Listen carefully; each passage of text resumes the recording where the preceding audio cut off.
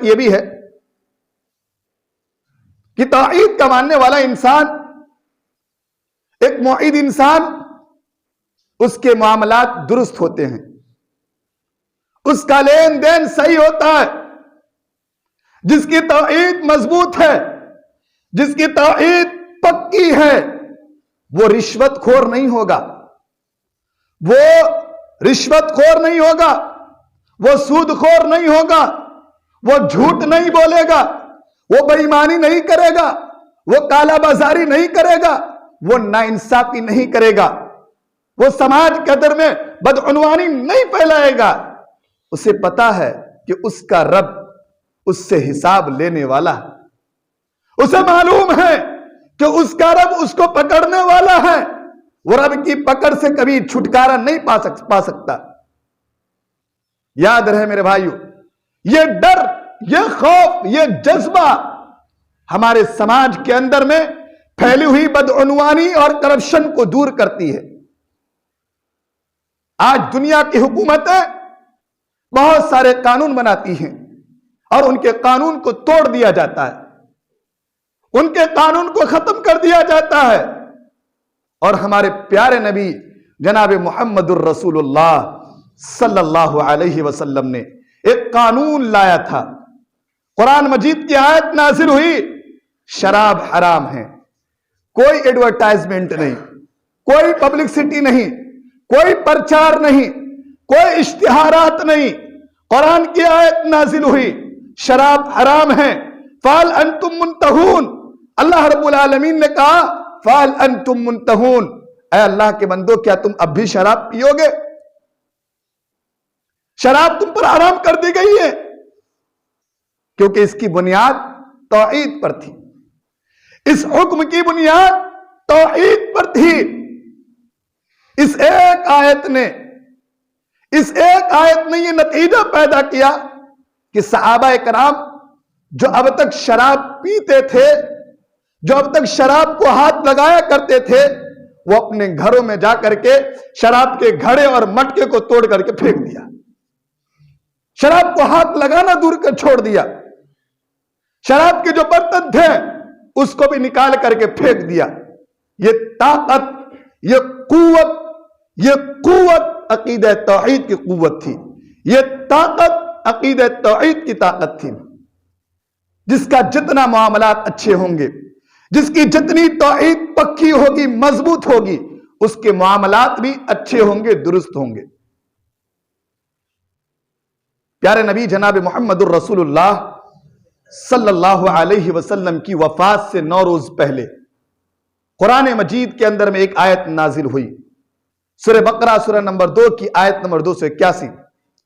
अल्लाह ने फरमाया वत्तकू यौमन तुरजऊन फीही इलल्लाह, ऐ लोगो अल्लाह से डरो, उस दिन रब्बुल आलमीन के दरबार में तुम्हारी पेशी होगी, तुम्हें दोबारा उठा करके उसके सामने रखा जाएगा। थुम्मा तुवफ्फा कुल्लु नफ्सिन मा कसबत वहुम ला युज़लमून, और उस दिन हर नफ्स को पूरा पूरा बदला दिया जाएगा। जब यह आयत करीमा एक मुईद इंसान, एक तौहीद परस्त इंसान, एक अकीदा तौहीद रखने वाला इंसान जब पढ़ता है या सुनता है तो उसका दिल दहल जाता है, उसका दिल दहल जाता है।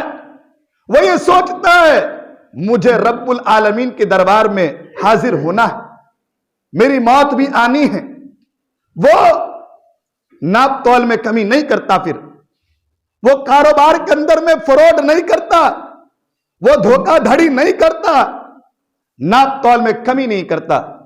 कुरान मजीद के अंदर में 30वें पारा के अंदर में अल्लाह रब्बुल आलमीन ने फरमाया अला यज़ुन्नु उलाइका अन्नहुम मबऊतून लियौमिन अज़ीम यौम यक़ूमुन नासु लिरब्बिल आलमीन।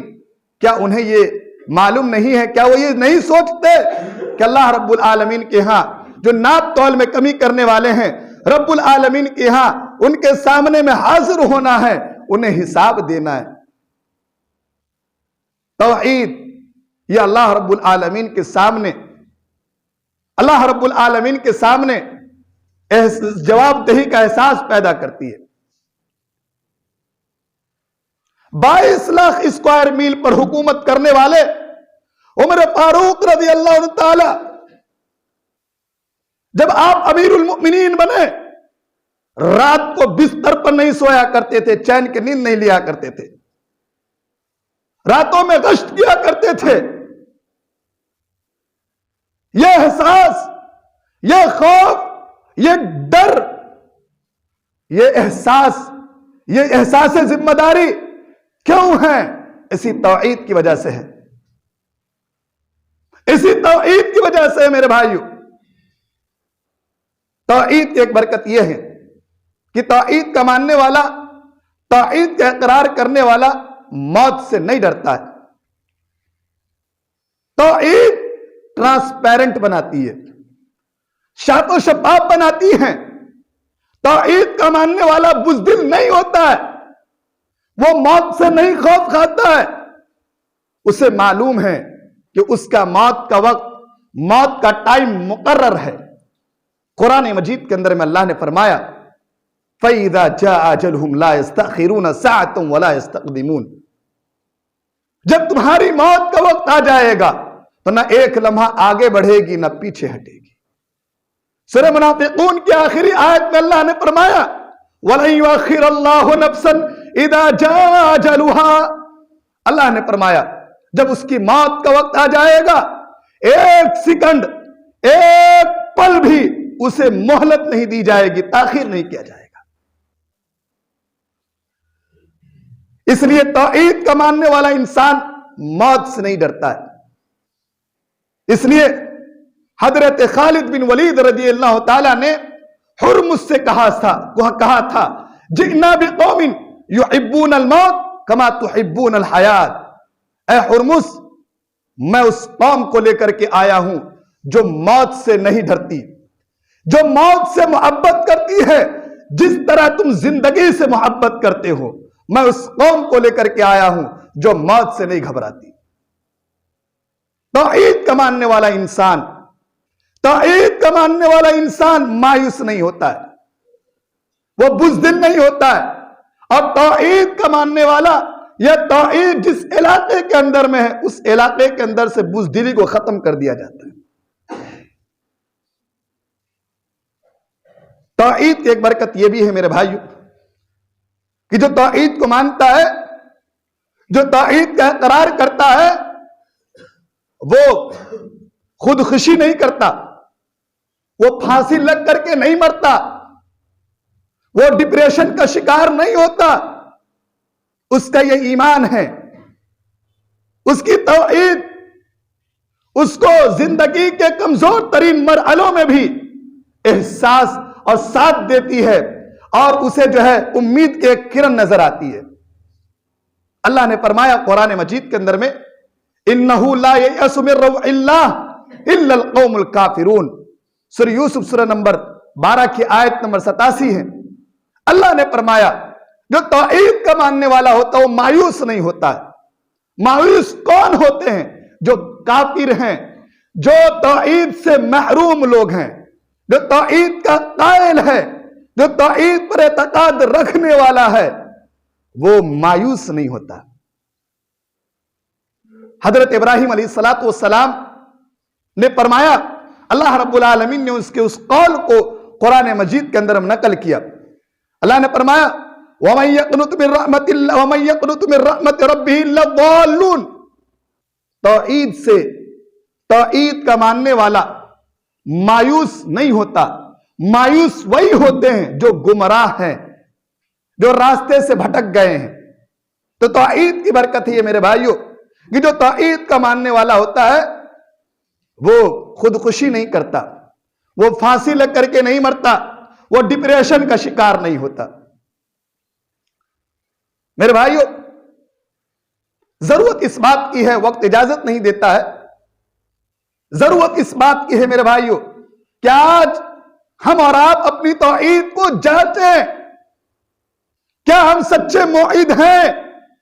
कहीं ऐसा तो नहीं कि जुबान से हम तौहीद के कायल हैं लेकिन हमारे मामलात बताते हैं कि हमारी तौहीद कमजोर है, हमारे अखलाक बताते हैं हमारी तौहीद कमजोर है, हमारे किरदार बताते हैं हमारी तौहीद कमजोर है, हमारा कैरेक्टर बताता है हमारी तौहीद कमजोर है, हमारे नौजवानों की हालत बताती है हमारी तौहीद कमजोर है, हमारी औरतों की बेपर्दगियां बताती है हमारी तौहीद कमजोर है, हमारे मुआशरे के अंदर में पाए जाने वाली बुराइयां बताती है हमारी तौहीद कमजोर है।